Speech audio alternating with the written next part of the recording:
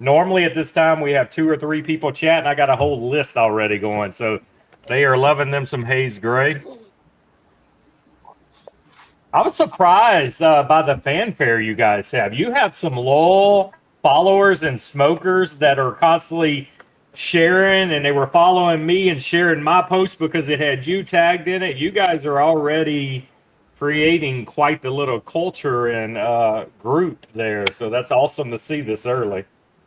Yeah, we've created a good little community. Everybody's, like you said, loyal, and we just appreciate everybody that's been helping us out, get our name out there, and it's just been it's definitely a love relationship. Like our loyal customers and consumers and even retail partners have just been a great road and great partnerships that we've created. And it's very new, right? 2024, if I'm seeing right on the logo, is when you guys. Was that when the idea started, or was that when the first cigars were coming out? What is the 24 represent? 2024 is when we actually launched, April 1st, okay. 2024. We started really kicking the idea around in 2023. And then it was just, blow the hatchets, and we were just rocking and rolling. Well, and then here we are, and that's a great segue, because I want to touch on a question right now that a lot of people may not realize, but I want to go back to the beginning, because there is War Dogs, and then now there is Haze Gray. So how did the whole journey start, and then how did we go from War Dogs to Haze Gray to where we at now? How did all that twist up? It was definitely a stressful 6 months. That's for damn sure. So we all have dogs. Our family is big dog lovers, and so we wanted to keep a military theme-ish. So we went with War Dogs. At the time, we were looking at doing bourbon and cigars, so we were known as War Dogs Bourbon and Cigars.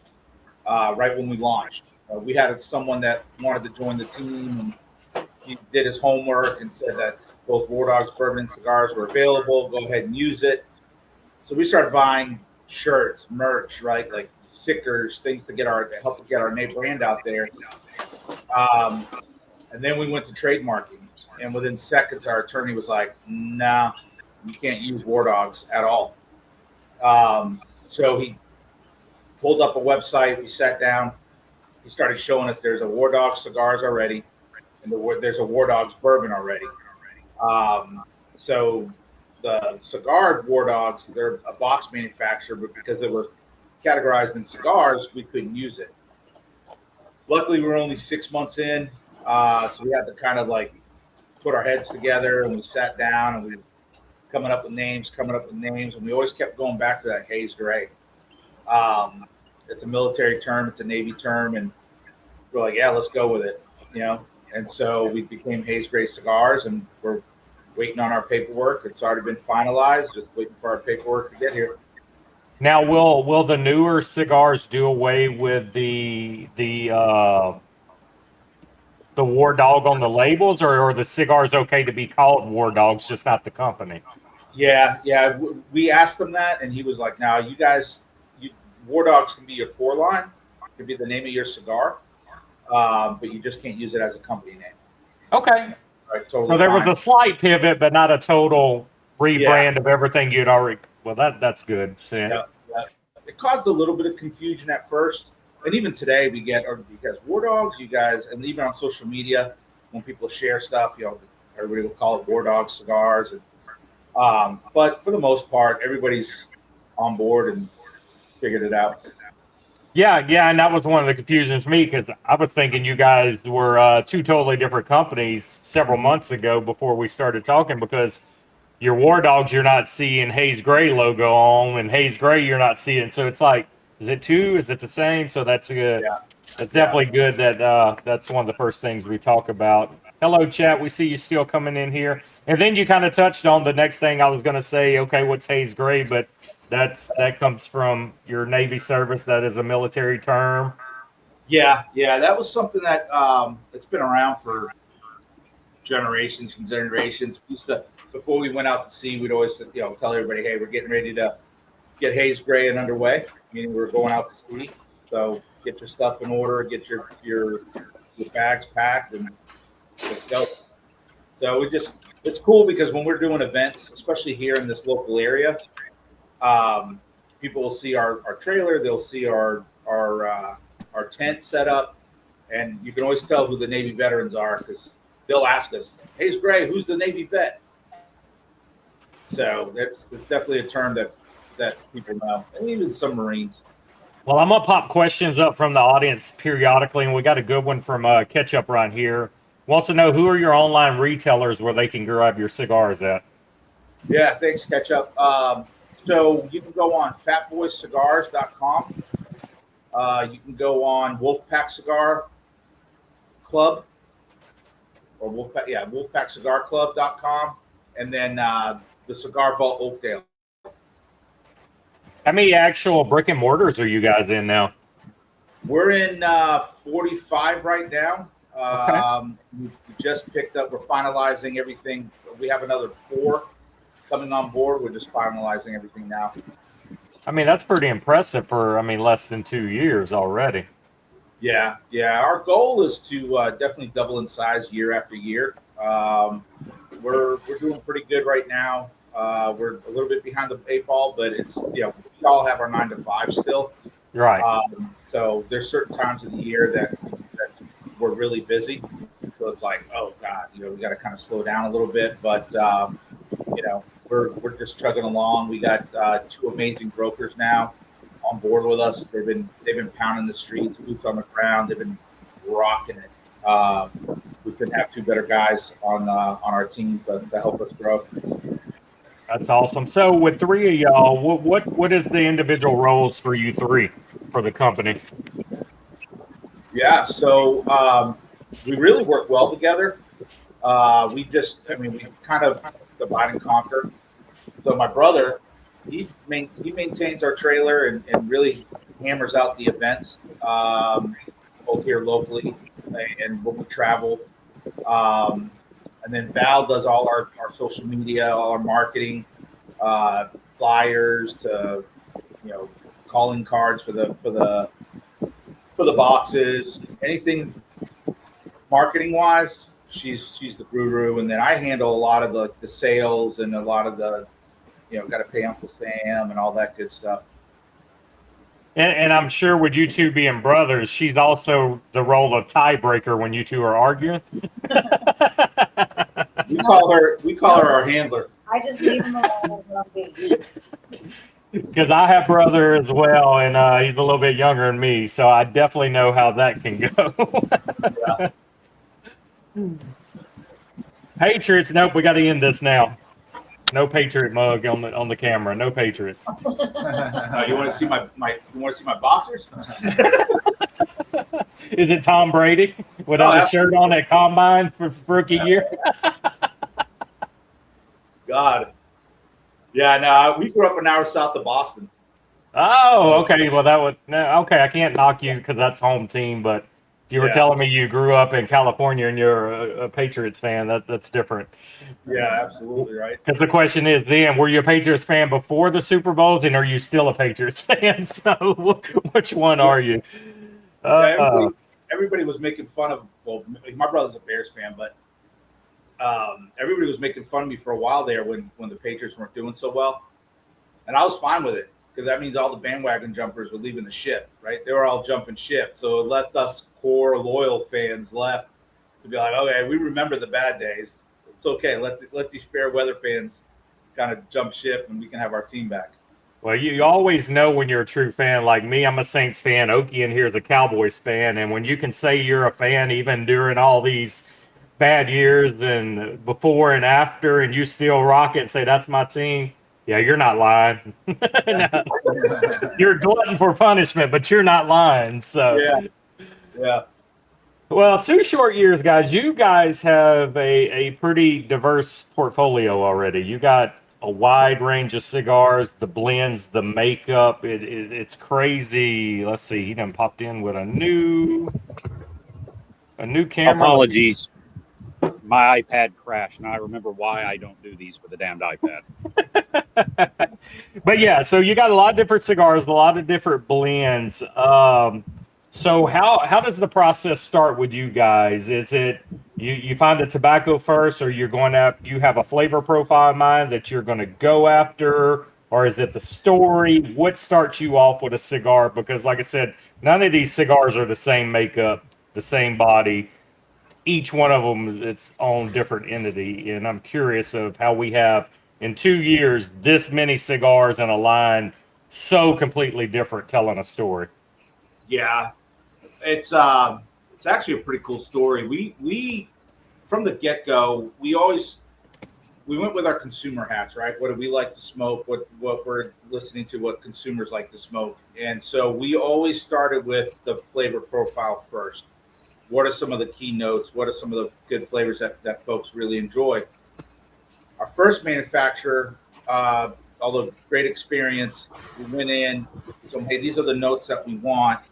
Um, you know, we basically just knew about the traditional tobaccos, the Nicaraguans, the Dominicans, the Hondurans, and so they kind of blended it for us, and we did our little taste test. Okay, yeah, give us a thumbs up.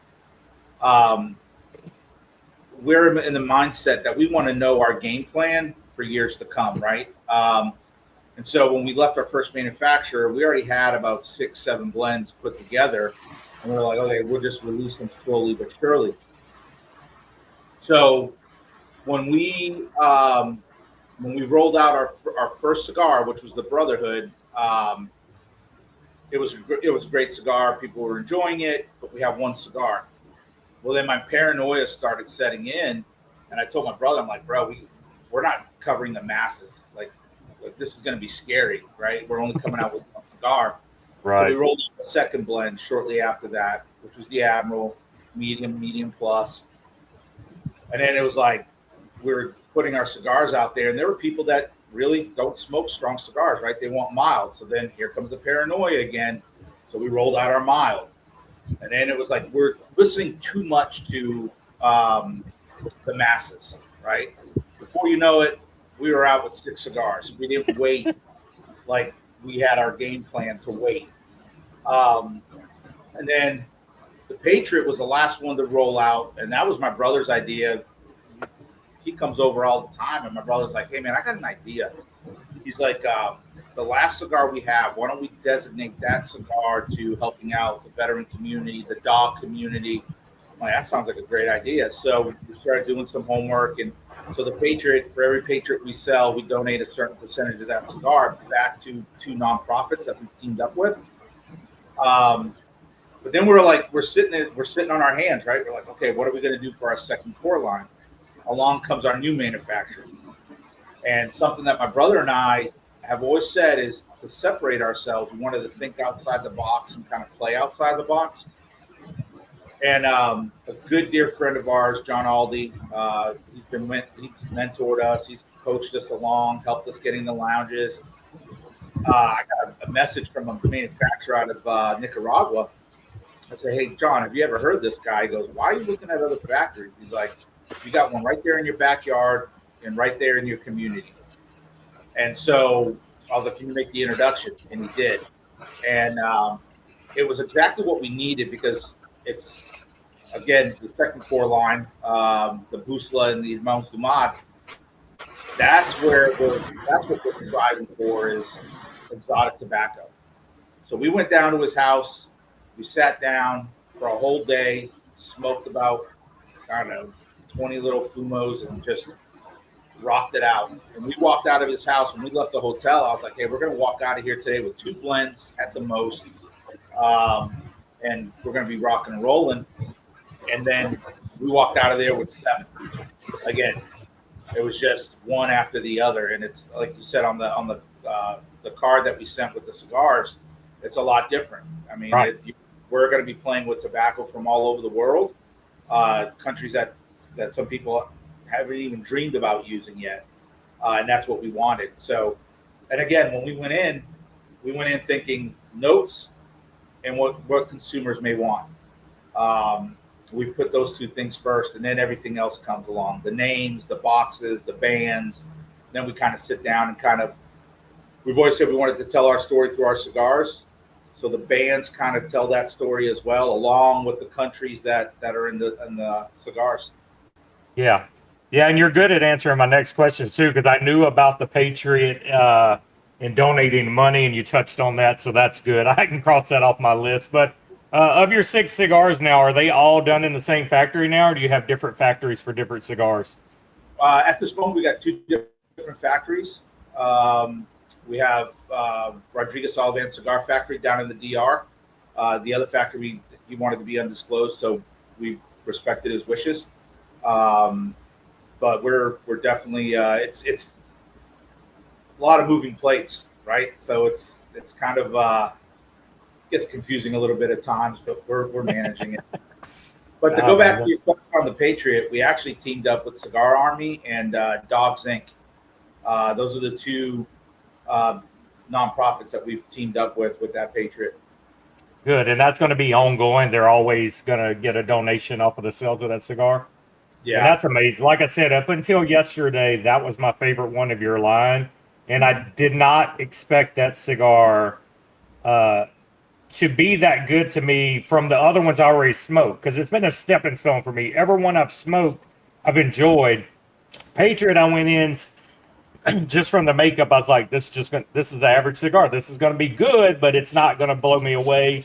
But yeah, I was totally wrong with that cigar. It definitely smokes way better than it reads on paper. That was a great cigar. And now we'll segue into my new favorite until I smoke the next one. But let's touch on your 2 nautical themes, because those 2 cigars seem like maybe it's like a cross of your guys' heritage and also your Navy time, a little bit of the Portuguese and heritage, and how did those 2 come about, and what do those cigars mean to you? Because those are special. That they're on a separate card by themselves. They're not core line. There's definitely something about these cigars that mean a lot to you guys, and you can tell from the wrapper presentation, you can tell from the blend you put together that you wanted these to stand out on their own and be special. Yeah. So I owe credit to my brother on that one. He came over to the house one day. Once we figured out ROCF was going to be our new manufacturer, my brother's like, hey, how about if we create a cigar that tastes like the pastry that we used to eat when we were kids in Portugal? I'm like, man, that'd be pretty cool if we could get that, right? Like, that'd be something special. And so we went down to the TPA festival down in West Palm, and the Isher manufacturer was there, and we sat down with them. And I have my little book, and we said, okay, this is what we're looking for the start of our second core line, right? This is what we want to call it. Him being a Spanish citizen, that's where the Portuguese and the Spanish flag come in, because it's a collaboration.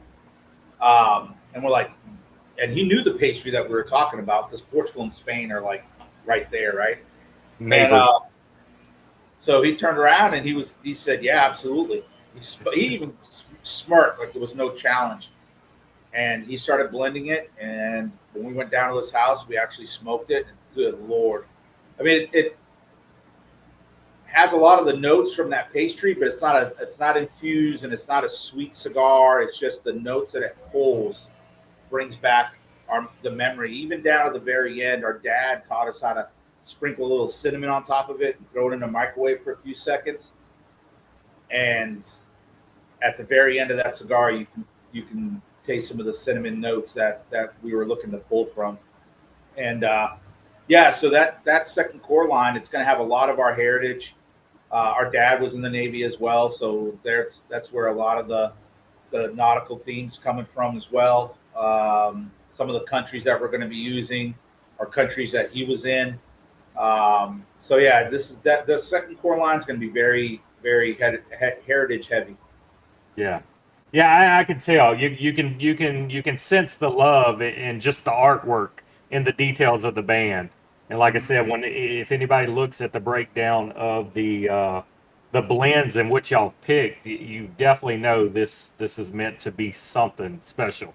Whether you're celebrating with it or you're just rewarding yourself once a week with one of these cigars, you can tell. Now, I'm not trying to I don't want to cross the line here, but I do want to ask, because you mentioned your heritage and your dad and everything. Is your dad still with us? Is he seeing these cigars and what you're doing for your heritage and the Navy, being that he was in the Navy as well? What does he think about everything you guys are doing? Yeah, he's still alive. He's still around. He's seeing what we're doing. We have a few others that my brother and I have been kicking around, names that he has no idea about, and he'll know when we release them. Yeah. Because a lot of it's tied in with him and some of the things that he did with us when we were kids. That's awesome. Yeah. And of course, we don't want our mom to get jealous, so I'm sure we'll throw something in there for her. You have to. But that's awesome. That's memories, and that's a way to pay homage that you can't put a price on that when you can kind of see how he feels about it when he sees it. And I'm gonna skip to something I didn't even have on here, but what's the significance of the years on the bands? I see some different years popping around on your bands that are not with the name of the cigar, but you'll have years there. Yeah, so we've always said we want to tell our story through our cigars, and so we went from as far as the names of the cigars to the boxes that the cigars come in. So we have different inserts in each cigar. The 1982 is actually the year that we moved from Portugal to the United States, to Massachusetts. So we grew up on Cape Cod, very beachy town, and in our town we have a lighthouse called Nopska Light. So we got a picture of the Nopska Light inside the box. And then the 1996 is the year that I joined the Navy. Okay. Yeah, that's the one I'm smoking now. Of course, had the 96 on it. When I looked down, that made me think, hey, I've seen a couple different years on there for you already. Yep. Yeah, that's awesome, man. You definitely are on a great start. Oki, you want to chime in anything before I ask a couple more questions? I got you on mute, buddy. You have a lot of background noise. Yeah, so I've got, dude, it's already 100 degrees here. I got the fan on. So I'll block it as much as I can. One thing that I did notice is you have the cigar out there in your lineup, the backpack. So it's an infused cigar. Was that kind of another one of those niche market things that you were looking for, that, you know, maybe there's somebody out there that's not really a full-bodied smoker or a traditional cigar smoker that may want to kind of venture into it, or there's that opportunity sitting on a shelf facing for them? Yeah, good question. Yeah, no, that's a great question, because we haven't been asked that yet of all the podcasts that we've done. So that's a good one, Oki. I'm the business guy here. That is one of that's one of the things. Yeah, it was one of those niches, right? We wanted to make sure we covered the masses. We know the female smokers are a growing number, right? And we thought female smokers loved infused cigars.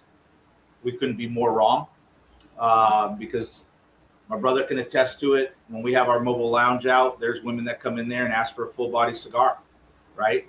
But what we have noticed is a lot of the younger, newer smokers that are coming into the cigar world are gravitating towards the flavored cigars. Yes. We have a sugar tip. We have the backpack, which is chocolate infused. So we joke around now. We call it the gateway cigar, because we're noticing they start off with for example, we had a young sailor come to we do a gallery night where they close off the main road, and beginner smoker, right? So we weren't going to put him on an Admiral or the Brotherhood of the Patriot. So my brother's amazing at this, gravitating people to where when we ask them what they like to smoke and whatnot. So beginner smokers, we kind of start off with the mild, maybe the sugar tip. And so the kid bit on the sugar tip, right? He was a little nervous. But by the end of he gradually moved up. By the end of the night, he was smoking the 96, which it's a mild cigar, but at the same time, it's not that flavored cigar.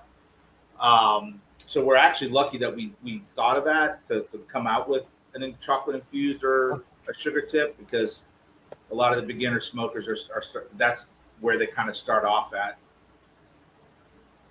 Yeah, I find that's good. I keep a few around just for that instance, every now and then the wife and her friends have a few drinks, and it's like, I want to try a cigar, and I'm like, no, I'm not going to give you one of these expensive. So I don't care if you throw this one. And also new people that come over to my house when we have parties that never had cigars, and if you give them a cigar that's too strong or too harsh, man, you're going to run them. They're not going to try another cigar. So they're not going to be able to pull flavors. So I'll throw like a Fat Bottom Betty or a Nub Coffee or a Java or something, a Tabac, where they smell the sweetness, they immediately light it, and they're like, "Oh, these are good." And I'm like, "Okay, you keep doing those for a little while, and we'll step you up because it will run them off if you give them something that's they're like, this tastes like I'm smoking mud." I mean, it's like they don't have a palate yet, but they can always enjoy and pick something out on that. So that was actually genius for you guys to do that. How's the reception been on it? Is it selling amazing. pretty good for you? Yeah.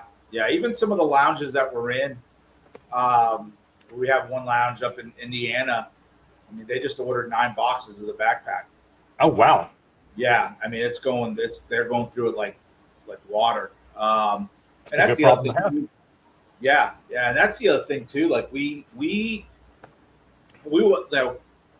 want customers for life, right? We want to give them a good experience. We don't want to run them off, like you said. You know, it's definitely, we want to coach them through it and have them come back for more and watch the progression and as they're going down that rabbit hole of cigar industry, right, and learning things about cigars and leaves and makeups of blends, and we want to see them grow, and we take pride in that, right? We help them get to that stage. So we never make people feel stupid or dumb for asking questions.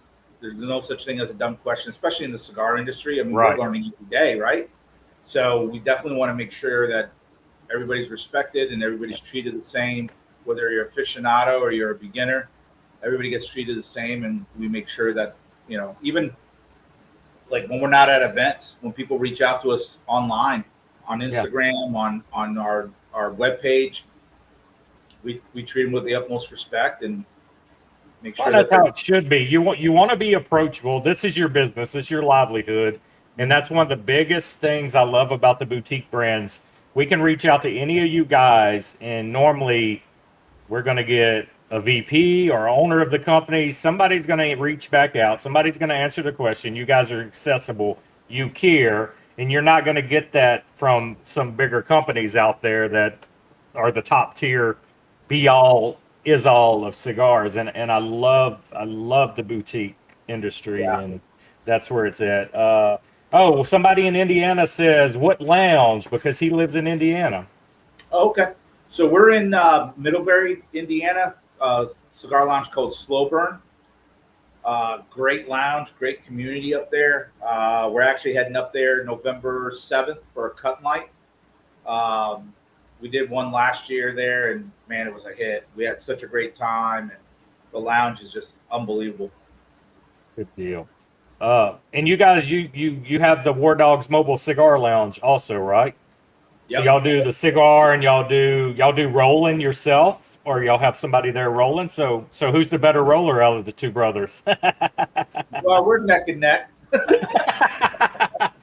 So what came first though? Was the Mobile Cigar Lounge first for you guys, and then the cigar company, or it was hand in hand at the same time? You were like, hey, let's get out there, do these events, and promote our cigars now with a lounge, mobile lounge. Yeah, it was pretty close. It was neck and neck, right? So we started the cigar brand. My brother was living up in Massachusetts at the time when I was coming up with the idea of starting a cigar brand, and I knew I couldn't do it by myself, and that's where Val and Pedro came into the picture. So my brother came down. He'd come down every winter, and he was getting ready to go back home. He's like, hey, I'm going home. I'm going to sell my house, and then I'll be back down here, and we'll rock and roll together. And I was like, let's do this. So he came down. He went back, sold his house beginning of July of 24. He was down here by middle of July, and he came over to my house one day. He goes, hey, have you seen these mobile cigar lounges? I was like, nah, what are you talking about? And so he started showing me videos on Instagram, and we put our heads together. I'm like, man, that'd be pretty cool if we could use that to like really get our name out there. right? Start traveling the Panhandle and just working this area, getting Haze Gray out there, or War Dogs at the time. So we went out, bought an enclosed trailer, and for the whole month of August of 24, he did nothing but just work on that lounge, inside and out. And then our first event, I think, was the end of August, beginning of September. And it's been a great hit. It's since then, one of the lounges popped up here in the Panhandle, and people love it.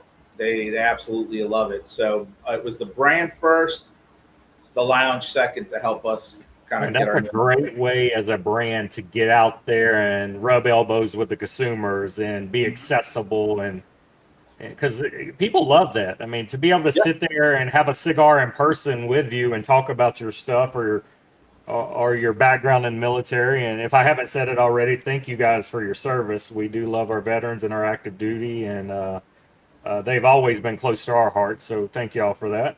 And y'all are both retired now, correct, from the service? So I was in the service. My brother wasn't. Oh, your brother wasn't. Okay. Yeah. I didn't retire. I got out at just shy of 8 years. Well, that in dog years, well, in military years, you served 30. I mean, that's a long time. My best friend was in the Army, and he did Desert Storm and all that. And I mean, he was in probably, I think, 8 or 10 years like you. And just that short time, man, he's got so many dang issues and hearing problems, and just because he was a gunner. So, I mean, he was right there with all the noise. So, it's crazy what in a short time the military can do to your body and your mental state, for sure. Yeah, we my buddy says it all the time. We age in dog years. Yes, exactly. Yep. Yeah, I mean you're 25 and look 50, so I mean it's huge right now. Right. So before Haze Gray, did any of you three have any experience running businesses, or is this your first shot or go around at the business side of retail and running and selling and all that? I started I bought a sporting goods store in 07. Okay. Love sports, so I was like, this is great. This is right up my alley. But then the economy tanked. Dick's Sporting Goods moved into town, and then Sports Academy moved into town, and then the mom and pop sporting goods stores, they all closed down. The world we're living in now, man. Yeah. And so, but I've always wanted to own my own business. I was tired of working for corporate America, and it's just like, man, the BS meter is kind of running low. You know, it was kind of hard. So that's where I decided, hey, I want to do my own thing. And then you're breaking into a business with a lot of competition too. I mean, cigars, it's like a start our own business. In the world of boutique, I mean, it seems like a new company's popping up every week. Yeah. What would you say your biggest challenge has been in the 2 years of Haze Gray starting a new company and getting into a market that's so huge and saturated? Yeah, no, you're right. It is saturated. We actually, I mean, our biggest challenge really is, one, getting our name out there, getting people to know who Haze Gray is. And Val does a phenomenal job of our social media to help us get our name out there. And I think that's what's put us on the map, right? Where we are right now, right? At the level that we are. But to be quite honest with you, I mean, the boutique world is a little different because we know other brand owners and we all help each other out, and we've helped each other out get into different lounges. You know, if we get into a lounge that we feel like, hey, they might be a good fit here too, we'll call them up, or you know, they'll call their one of their reps and help them get in there. You know, so it's as saturated as it is. There's enough business for all of us, I think. Some grow faster than others, but at the end of the day, we're all trying to get to that top of that mountain, and why not get to the top of the mountain together at the same time? Yeah, and I hear that a lot from the smaller companies. Everybody's helping everybody. Everybody's using the connections, and they're all willing to help. Nobody wants to see the other one fail. I mean, I couldn't imagine doing this in a day without social media. I mean, that right now is helping the smaller brands grow, but without social media, man, it would be impossible other than hoping to walk in a brick and mortar and see a new cool band in there and be like, "Ooh, who's this? Let me try it." But we're in a day and time where one post can go viral and change your life. I mean, it's crazy right now. It really is. If knock on wood, it doesn't happen. But if social media was to cut it off, Yeah. smaller brands would be hurt. If Now- social media cuts it off, all the cigar world needs to come together and make their own social media platform where tobacco is not banned or hidden in the feeds. And there's enough money out there pooled up that should need to be done. Yeah, because we get dinged on stuff all the time. Oh, yeah. Different platforms, right? Mhm. You got the TikTok, you got the Facebooks, Instagram. I think Instagram's a little bit more cigar lenient. I shouldn't say friendly, but more lenient. I mean, we just got dinged on TikTok not too long ago. Oh, TikTok, I can't post even a cigar in my hand. They pull it. They won't. They'll hide it. I've learned now I can't post nothing cigar related on TikTok.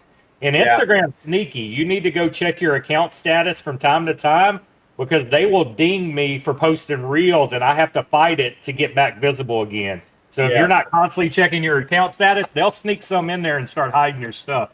Oh, Yeah. And I've got stuff that's just out there that I posted that's just gone. Mhm. And it's not even there anymore. So it's just like, well, these bastards. Yep. Yeah, they're sneaky. They'll say you can post it, but they'll start hiding it. About 3 times a year, I have to have them review my account to stop hiding my reels. And because they'll just quit suggesting them. They won't even hide them. They just say, we're not suggesting your content no more. And you just got to fight it, and then they approve it. And they're just hoping people don't see the account status and go from there. Yeah, it's wild. Like, I get agitated when we're sitting there and I'm scrolling through Instagram or Facebook or whatever, and you see a woman breastfeeding a kid, and that's okay. Yeah.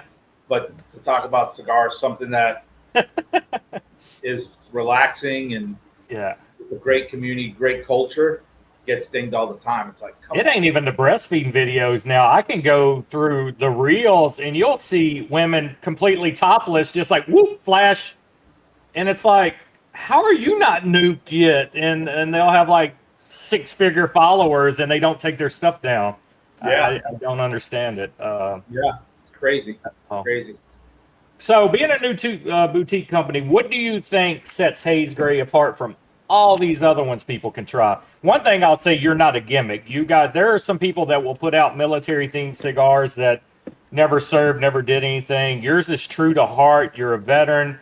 You're also using your Portuguese background. All of that is relatable. People love when you tell a story. People love when the cigars mean something.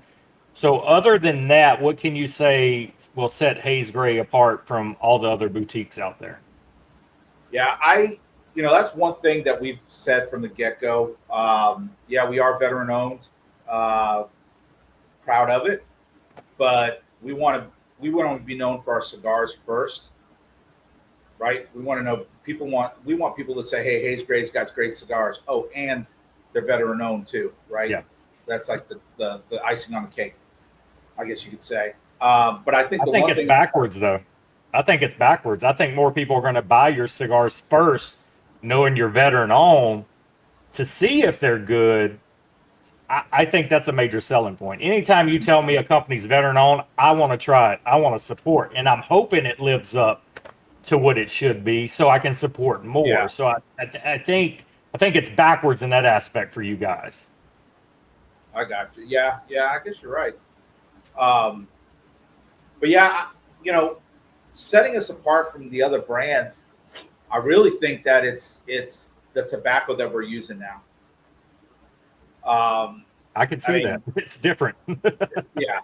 Yeah. I mean, and it's endless because our new manufacturer, he's constantly searching the world for new tobacco and exploring different countries. I mean, we were joking with him the other day, like, when are you going to start getting tobacco from the moon? That's like the next step, right? And so he definitely, put it this way. I was watching a video on YouTube. It was the 50 most interesting things in Massachusetts.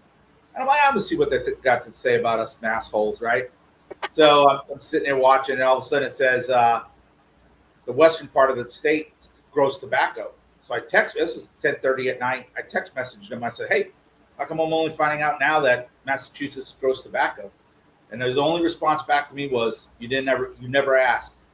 So now it's like he's got our minds going so much, and we're always thinking. We're always like, "What about this country? I wonder if they got something." And you come back and tell us, "Great tobacco, good for filler, not for binder or wrapper, right?" Like we just constantly throw ideas at him. So the sky's the limit with him, right? So I think that's one of the things that really will separate us from the other boutiques is the notes that we're able to pull and the tobacco that we're able to pull. Because especially when my brothers work in events, like the Demonge Dumad has got Zimbabwe tobacco. And when he gets to the binder, which has got Portuguese tobacco from the islands of Portugal, and then as soon as he gets to that filler and he says Zimbabwe, they're hooked. Yeah. Nobody's ever tried Zimbabwe tobacco before, right? And then the Bussola has got Pennsylvania Ligero. And that's a tobacco that from what we understand, we're the first ones to use it in a cigar because the farm that he gets it from will discard that leaf. They trash it.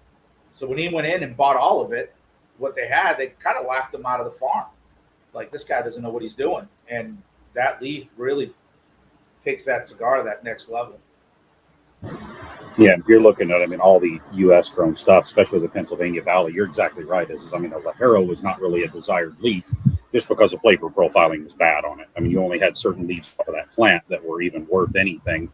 And you got guys like Nick Melillo and things like that just gravitate toward it. Like you guys are talking to Massachusetts leaf. You know, Nick is from that Pennsylvania area, and he just wants to use the stuff that's local. And, you know, I don't know how much of that stuff you can find. He might have it all.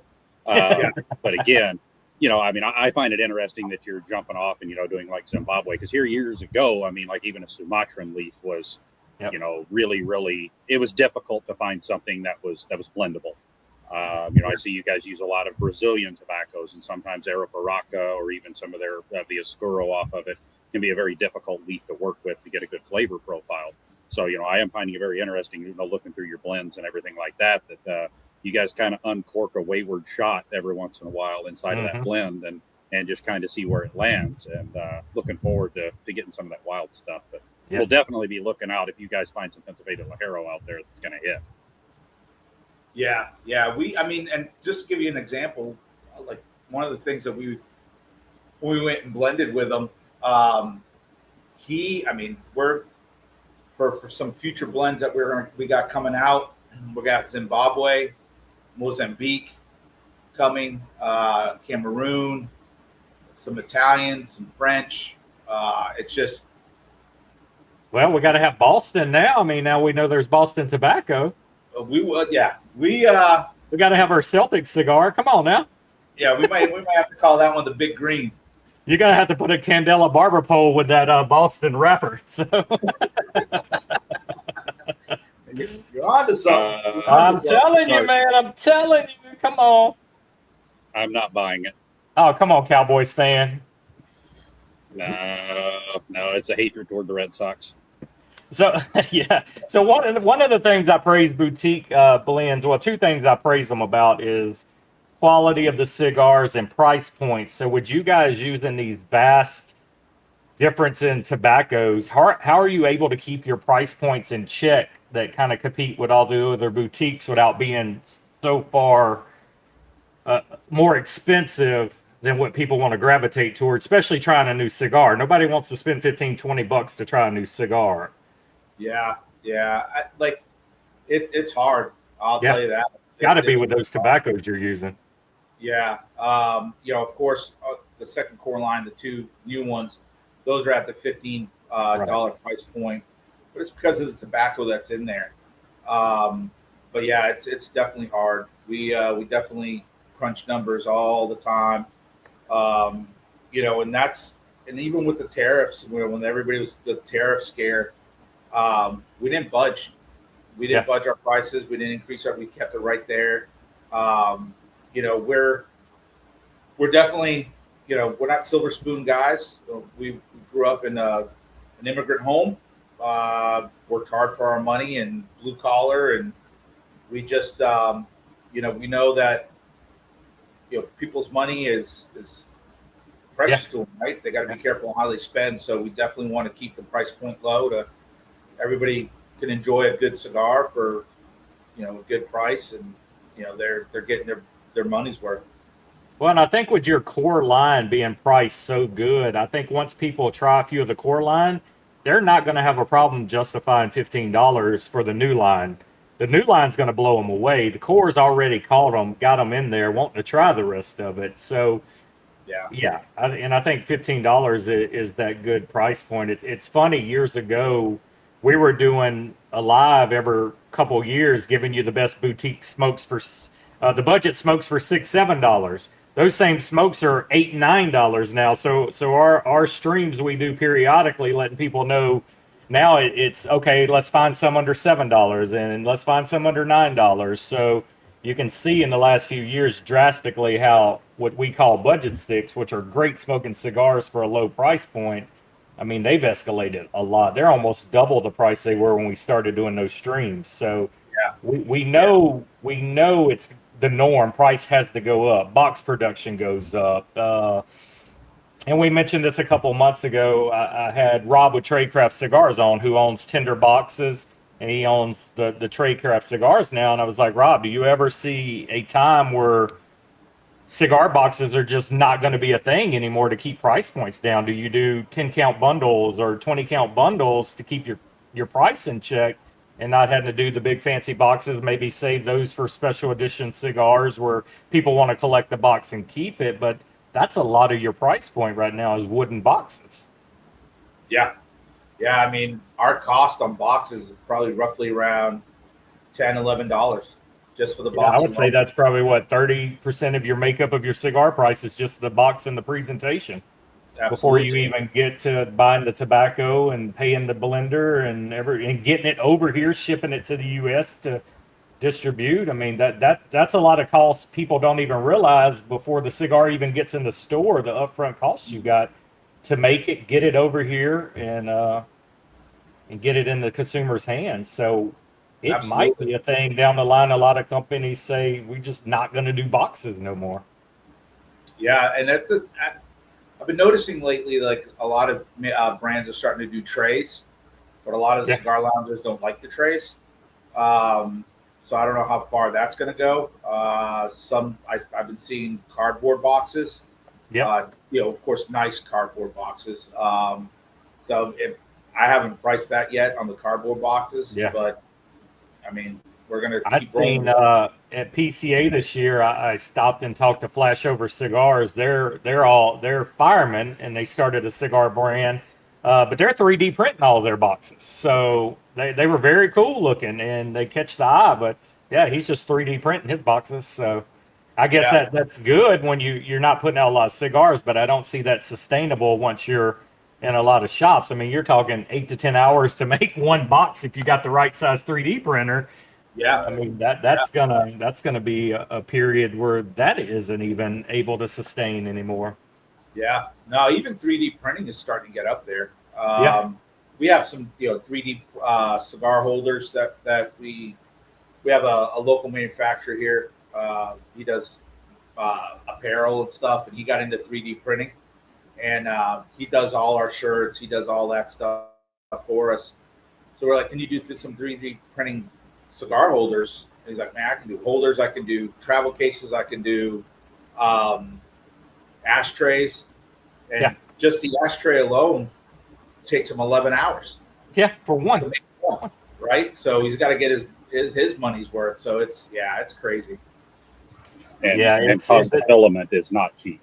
No. My kid dabbles in it. He makes these big figures and all of that, and now his mom's got him making all kind of Halloween decor. And the selling point is, I'll buy your filament if you make my stuff, and then you could use the rest on what you want. So they're already sweatshopping him up there for Halloween. So, quick question for you. You were talking about shelf facings and stuff like that in the brick and mortar, and I was looking through your distribution list because I do homework.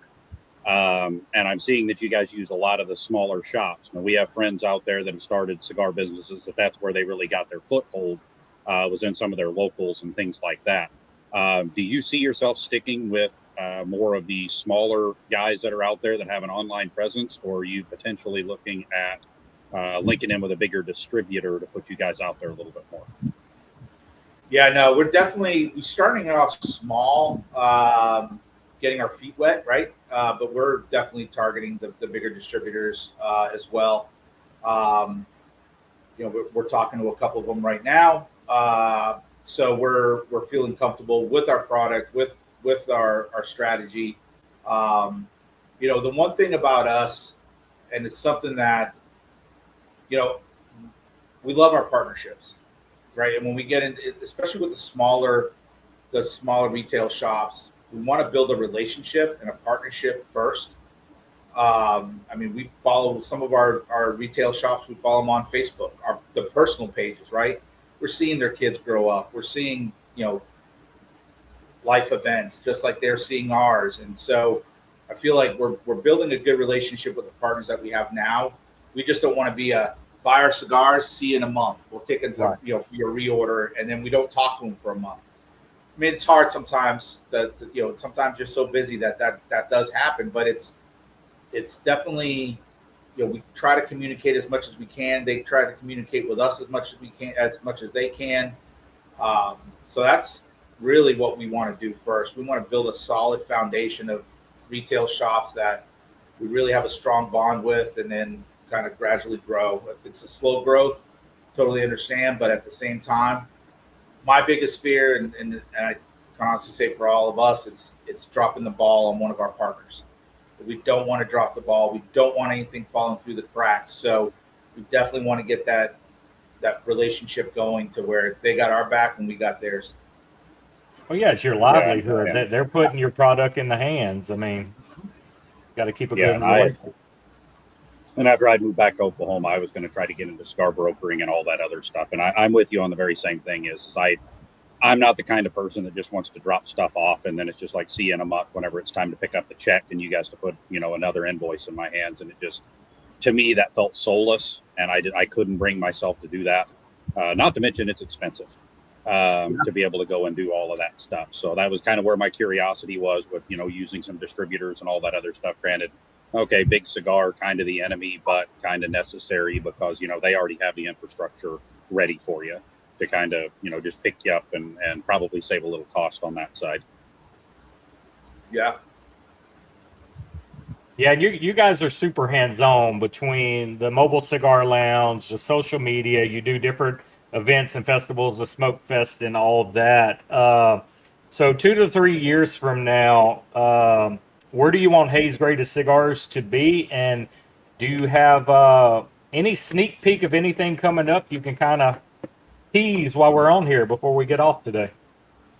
Yeah, no, in 3 years or so, definitely more lounges. Our name out there even more than it is now, right? Yeah. We're just taking it one step at a time.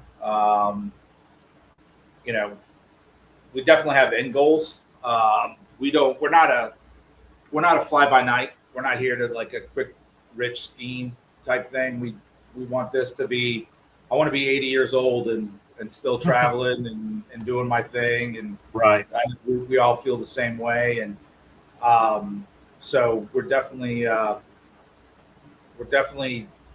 in 3 years, definitely more lounges, a lot more cigar festivals, just growing our name. That's Are you all. guys planning to get into more online retailers, or are you kind of exclusive to these two and you want it to kind of show them love and just be them for now? No, there's one other online retailer that we'd love to get into. But our main focus really is pushing towards the cigar lounges. Nice. Right?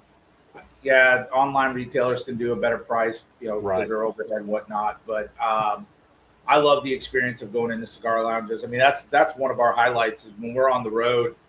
We tend to, when we have a cut night, we tend to go in a day or so early and then kind of travel the area, just go into different cigar lounges, check them out. I love, a lot of the cigar lounges, you could tell by the character of the person, like what they're trying to deliver. And some grow their own tobacco inside the cigar lounges. I think that's pretty cool. The furniture, like it's just good ambiance, right?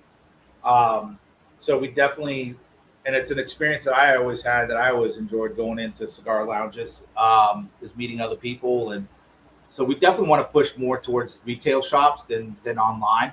I mean, don't get me wrong, if an online store came up and say, hey, we want to carry your cigars, we definitely have to do our homework on it. But just there's one more online retailer that we love to get into, that we're reaching out to. But other than that, it's going to be brick and mortars. Well, and it's a big plus today. I tell companies all the time, especially brick and mortars, if you want to survive in this day and time, you need an online shop too. So if you get in a brick and mortar that has an online presence already, that's huge. Yeah. And the mom and pops need to go that route. Like me, I'm 2.5 hours from a shop, so all my stuff has to be ordered. So, but I will support a brick and mortar with an online presence where I can buy their cigars. So they need to adapt, especially since COVID, man. COVID killed a lot of lounges. So if you can't adapt and be able to sell online as well, you're doomed. And I'm going to touch on this. I got a late guy coming in, and he wants to know again what online shop carries you. So if you can name the two you're in one more time for him, I'd appreciate that. That way we can try to get you some love out there as well. Yeah, no, we appreciate it. So you can go on fatboyscigars.com.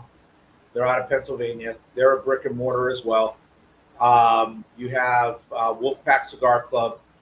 And then you have the Cigar Vault Oakdale, which is also in Pennsylvania with a brick and mortar. But if you go on our website, hazegracecigars.com, at the very bottom, it has authorized retailers, and it's got a list of the shops that we're in.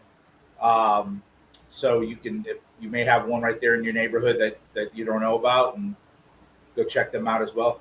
And you said 40 or 45 current brick and mortars you're in right now? 45 currently. 45, yeah, we got that's to upload awesome. some more. Yeah, we got to upload some more into our website. Well, I'm going to hit all three of you guys now with the hard-hitting question. The last one I really got for you, but I want all three of y'all to answer this after the other one finishes. But you got 6 cigars in your portfolio right now. You got 4 core line, and you got these 2 nautical-themed, Navy-themed, Portuguese-themed for the heritage. But if you only had to pick one Haze Gray and you had to smoke it the rest of your life, out of the portfolio, which one are you 3 going to grab every day?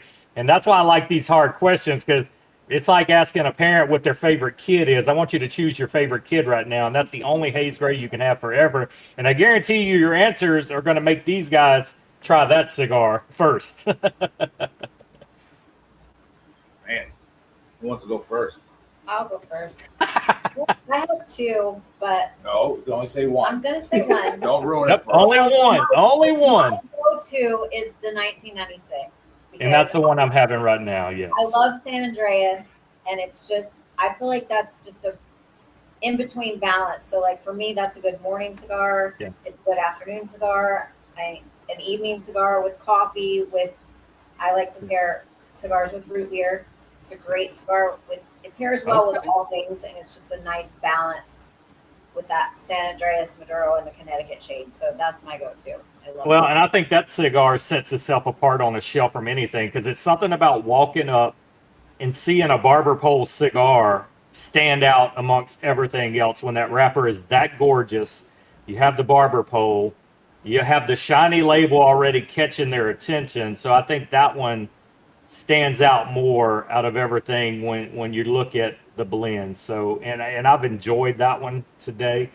Like I told y'all before we started, it's killed me letting it sit there a month and not smoking it. It was the first one I wanted to smoke, but it was the one that fit in more with this live, so I wanted to smoke it live. So We have great a job. lot of people that'll tell us that they don't like barber poles, but they buy that cigar and they love it. That's one of our best selling cigar blends is the barber pole. So that was a great pick. All right, who we got next?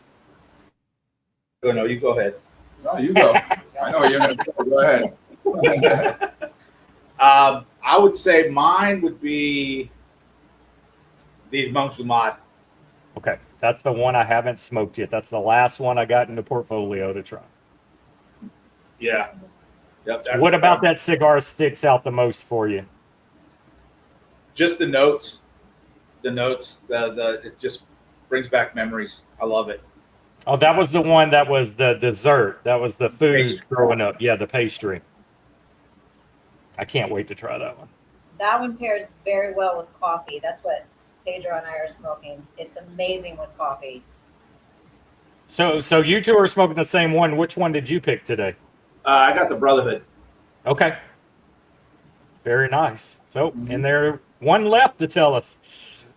So I was gonna say the Mange de Mai. That's why we were like, no, you go first. You go first.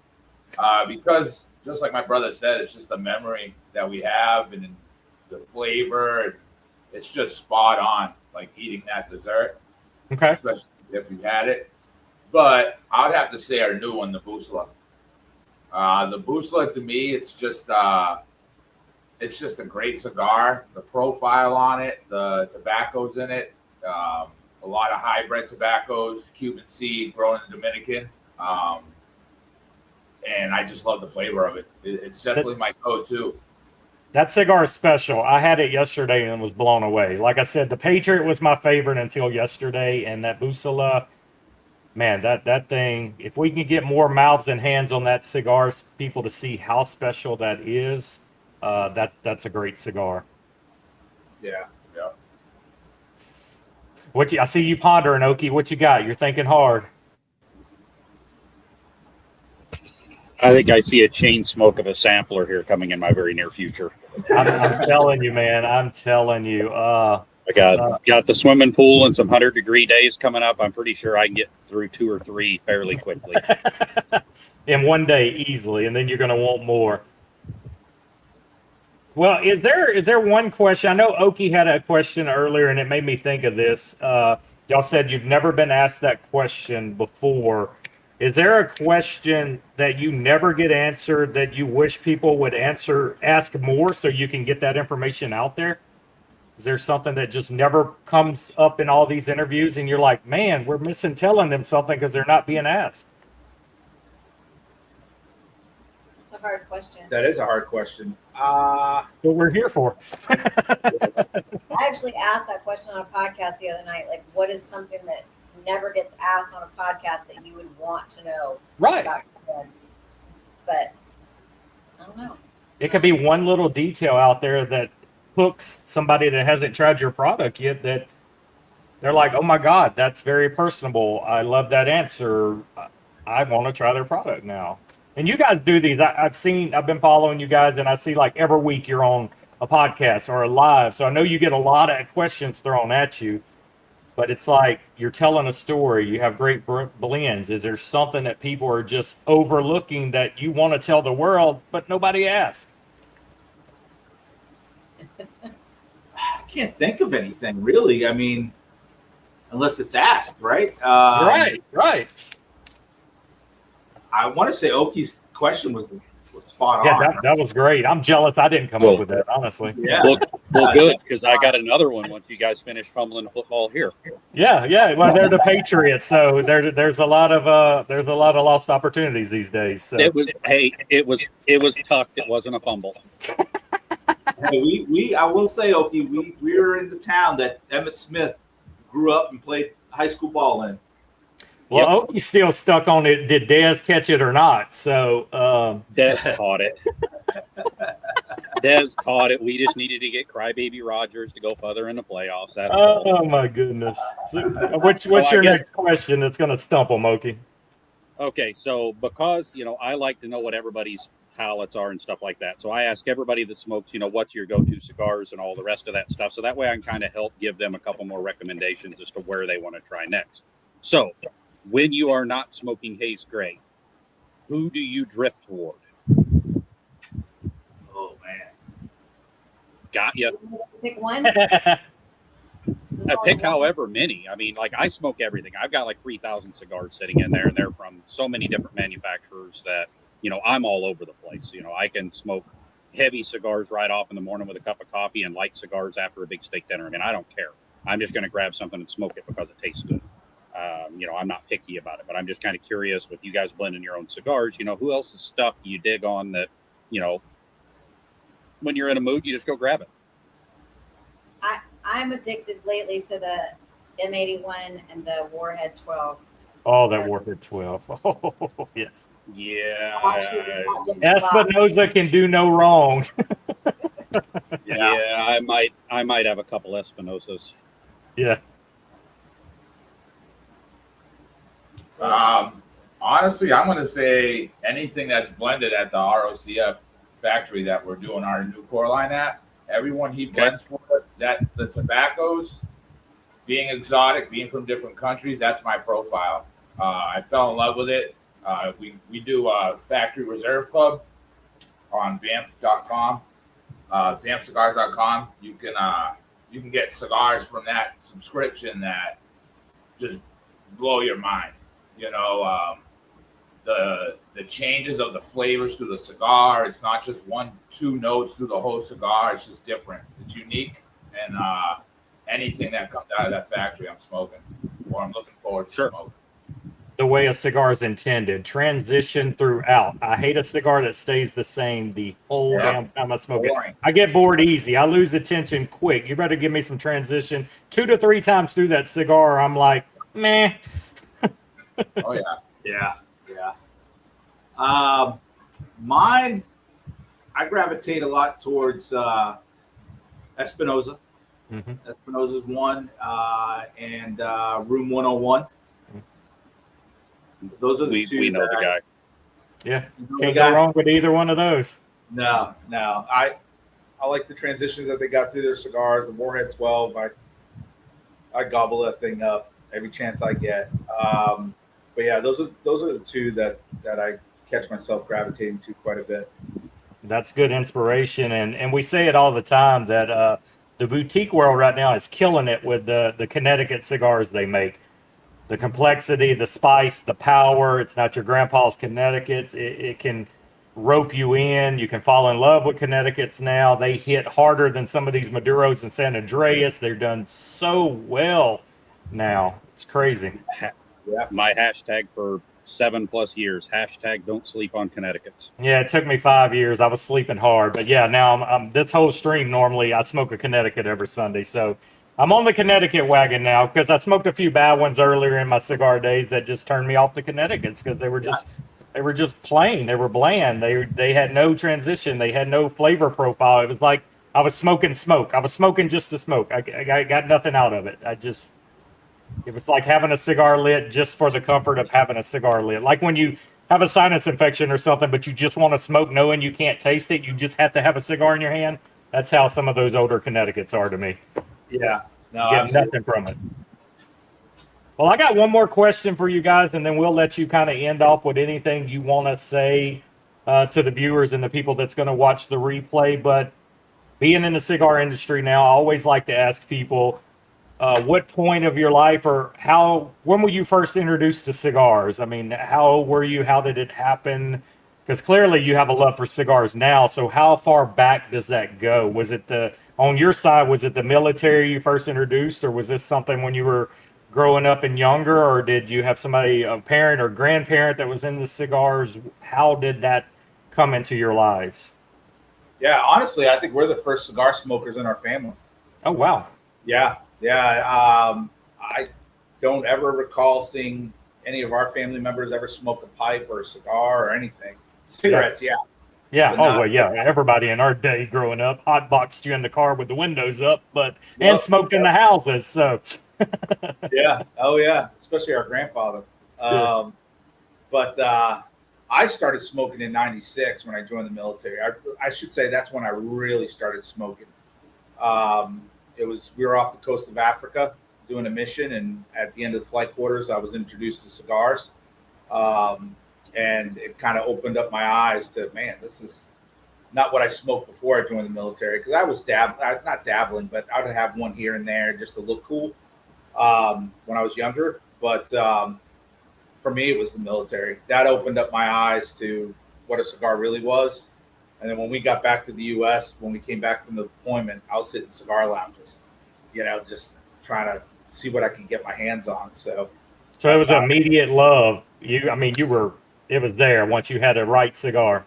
Yeah, and it was, and a lot of it too was the guys that I was smoking with, because in the military they're like gods, Right. And so that was a great experience. And they were smoking and talking about their mission, and we kind of, then they would talk about the cigars, and I was just gobbling it all up. Do you remember the brand that you were first hooked on? That's one question I get asked, and I hate it that I cannot remember what that cigar was. But well, that's okay. You burned a lot of ashes since then, so. Oh yeah, a lot. Moral of the story is you got hooked, and we're here today. Haze Gray is a company; they are a thing. So, what about the other two? How long have y'all? How were you introduced to cigars? I just dabbled here and there, special occasions. Being young, Massachusetts kind of felt like it was a more classy thing to smoke a cigar. Yep. I wouldn't fit in with that crowd. And once my brother just started introducing me to it more and more, I just started falling in love with it. The blending process, the flavor changes that you can just get through a couple of leaves of tobacco by flipping them. I mean, everything about it, I just fell in love with it. So I'd probably say about between 4 or 6 years here and there. Yeah. Getting into it. And then, before we launched, I was just into it. Like, I'm trying all different cigars. So it was probably about 4 years ago. Oh, that's awesome. Y'all get to share that together. My younger brother started barrel burners with me, and since then he doesn't smoke them no more. Every now and then he'll come over and I'm having one and he wants one, but to be able to share that love with a good friend or a family member and light up a cigar together and just sit and talk and get lost in the moment, man, that you can't put a price on that at all. And the fact y'all doing this company together, man, that hits my heart. I mean, just having a brother there to do that, a true blood brother. I mean, we all have brothers that aren't blood, but to be going through this journey together, that's huge. Yeah. No, that's one of my highlights is with these guys sitting on our patio, smoking cigars and just BSing. Yes. Sometimes we talk shop, but for the most part, we just BS and smoke cigars and have a few laughs. It's one of my highlights. Yeah, 100%. All right, we got one left. Was it Haze Gray this process that started you in cigars, or were you dabbling before then? I was dabbling before then. So my grandmother was a avid cigarette smoker. She was a sassy little thing. I always thought she was so cool smoking her cigarettes all the time. She always had her red leather hats, and I was about to say that everybody had the little cigarette carriers with their coin purse attached in the 80s and stuff. Yeah. She always had the coolest accessories. And then her husband, my grandfather, was a tobacco pipe smoker. So that's my like that smell. He would pack his pipe. It was just that aromatic. And her brother had a tobacco farm in Sumter, South Carolina. That's where we spent our summers. So I would play on the tobacco farm. So that was like, in the barn with the hanging tobacco and the piles and like the miles of the tobacco growing. So that was like my summer memories, was playing on that tobacco farm. And then I was a hairstylist and I used to smoke cigarettes. I don't anymore. I tried to stop and I started smoking clove cigarettes. So I would smoke cloves all the time. And then I started smoking. They're so bad for you. My go-to was a mocha java, or I would get like wine-infused cigars because we would smoke them out at dinner. My boss was a huge Dewar's Scotch drinker with cigars. So like we would, after work, go to dinner, smoke cigars, have drinks at the salon. So that was kind of where I got more into cigar smoking, and it was just like celebratory. So I've kind of like smoked them on and off. But since Haze Gray, these two have schooled me, got me involved, and my palate has definitely grown. I don't do infused anymore. I love to like go through the different blends and try new blends, and I enjoy a good cigar. So it's fun. Now you're a daily cigar smoker, and your legacy, you were meant to be in this business. I mean, a tobacco farm growing up. It's crazy. That was like wild to me, but my dad's like, who would have ever thought? I'm like, I don't know. That's amazing. That is a tidbit you don't know until this interview. That's awesome. That's a legacy, guys. Y'all got to listen to this woman, okay? Well, and I was just going to say, that farm because his kids didn't want to have anything to do with it. He had 3 children and they sold it. Oh, Yeah. So I'm like, oh, if only. That so was our first question I'm- I heard.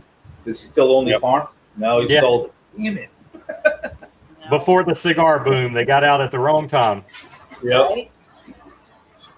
I'm just going to go out on a limb and say she's more of a savage than the other two. So I mean, Oh, those 100%, cigarettes. I mean, 100%. I bow down. I tried those a couple of times and thought I was going to die. I'm too big for that. So Oh my God, I Yeah, smoked yeah. the Dejarum cloves. I love those things. oh Yeah. yeah, you're more than of a man than anybody on this podcast right now. All right, guys. I know it's Sunday morning. Everybody's got family and stuff to do today. Is there anything y'all want to touch on that we did not get to? And there's anything left you want to say to the viewers before we cut this thing for the day and get the replay up for everybody that watched that didn't want to wake up this early? Yeah. No, I appreciate you giving us this time. First and foremost, thanks for having us on. It's been a pleasure. It's been a great Sunday morning for sure. We'd like to thank everybody that came on and viewed, and our consumers and our retail partners. This couldn't happen without you guys. So we really appreciate everything, all the support. And then one of the final things really is like a shameless plug, really.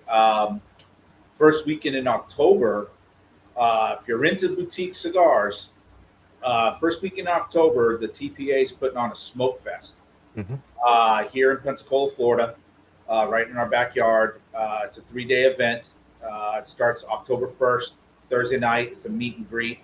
We got 21 cigar brands coming in, some that you may not have heard of, some that you really know who they are. And then Friday kicks off the festival. It's a 6-hour festival. It starts, I think, at 11 for VIPs. There's going to be a rolling class on Friday, and we finish up with dinner at a restaurant here overlooking Pensacola Bay. Saturday, we go back to the festival. VIPs opens up at 11. There's going to be a rolling or a pairing class Saturday, and then Saturday night we wrap up. One of the local cigar lounges is opening up the lounge just for the TPA event members. So it's going to be a fun-filled weekend. We got food trucks, cigar accessory vendors. You can go on tpa.rocks/events to purchase your tickets. And there's we got blocks of rooms reserved for people to make reservations, and it's going to be a good time. Sounds like a good time. And then y'all, what y'all need to do after that event, y'all rest up for 2 weeks. Because 3 weekends from them, October 24th, y'all should pack up, come to Nashville, and celebrate our 8th anniversary with us in Nashville. The 2 weeks ago, we were on your show. We were traveling back from a cut and light in South Carolina. Yeah. And we penciled that in. We have an event that we're kind of seeing if they're going to bring us on or not. But if they don't, we'll definitely. Yeah, we'd love to have y'all there, and maybe you could even get in that lounge while you're there. You could kind of network and try to get in Cigars Abbey. They're a big boutique presence in Nashville, and that's kind of why we picked that lounge. We wanted to be somewhere that was more boutique oriented and had all the cigars we smoke already. But yeah, we would love to have you guys there hanging out with us and mingling and getting your name out there a little more. Yeah, no, we appreciate it. Yeah, we'll definitely we'll keep you posted for sure. Yeah, do that. Well, that's all I got. Oki, you got anything else before we send them off? I do not. It's been fun. All right, guys. Well, everybody stay put. Chat, thank you for being in here today. We had a hell of a showing, and we will see you next Sunday, Coffee and Cigars Live. Make sure you're following Haze Gray. Get out there and check those sites. Check your brick and mortars. Definitely try their cigars. You're not going to be disappointed. They are definitely a boutique brand we can stand behind, and they're doing everything right. I haven't had a bad smoke experience, haven't had a bad burn, haven't had a bad cigar. They are all have some badass flavor profiles, great transition, and it will definitely, if you can try Haze Gray, I promise you will keep some in your humidor. So get out there, try it, and we'll see you next Sunday. Haze Gray, Oki, stay put. Guys, have a good day. Thank you for watching Coffee and Cigars Live. See you next week.